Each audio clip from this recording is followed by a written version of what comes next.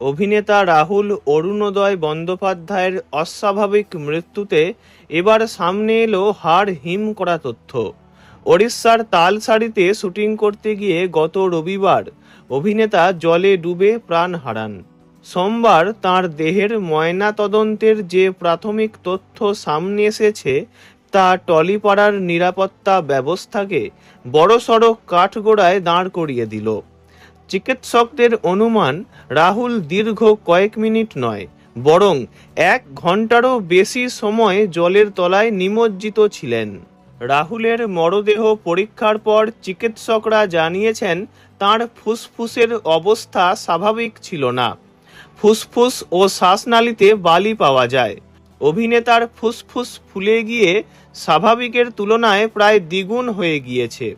ফুসফুস ও খাদ্যনালীর গভীরে অস্বাভাবিক পরিমাণে বালি এবং নোনা জল পাওয়া গিয়েছে। চিকিৎসকদের মতে সামান্য সময় জলের তলায় ডুবে থাকলে ফুসফুসের ভিতর এত পরিমাণ বালি ঢোকা সম্ভবই নয়। এটি প্রমাণ করে যে তিনি বহুক্ষণ জলের তলায় ছিলেন। মৃত্যুর আগে শরীরে কোনো অ্যালকোহল বা অন্য কোনো পদার্থের উপস্থিতি ছিল কিনা তা নিশ্চিত হতে ভিসেরা সংরক্ষণের সিদ্ধান্ত নেওয়া হয়েছে। পরীক্ষার রিপোর্ট এলেই এই বিষয়টি স্পষ্ট হবে।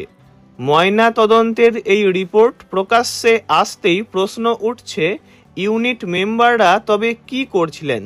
যদি 1 ঘন্টার বেশি সময় রাহুল নিখোঁজ থাকতেন, তবে কেন তখনই জোর কদমে উদ্ধার কাজ শুরু করা হলো না? সহ অভিনেত্রী শ্বেতাকে উদ্ধার করা গেলে রাহুল কেন অলক্ষ্যে রয়ে গেলেন? অভিনেত্রী সুদীপ্তা চক্রবর্তী, রূপাঞ্জনা মিত্র এবং অনেকেই নিরপেক্ষ তদন্তের দাবি তুলেছেন। পরিচালক পারমিতা মুন্সির করা প্রশ্নগুলো এখন আরও অনেক প্রাসঙ্গিক হয়ে উঠছে। শুটিং স্পটে কোনো পেশাদার ডুবুরি বা স্পিডবোট কেন ছিল না? ড্রোন শটের নেশায় কি একজন প্রতিভাবান অভিনেতার জীবনের নিরাপত্তা তুচ্ছ হয়ে গেল? ভিডিওটি এইটুকুই। বিনোদন জগতের সব রকম খবরাখবর জানতে চ্যানেলটি অবশ্যই সাবস্ক্রাইব করবেন। ধন্যবাদ।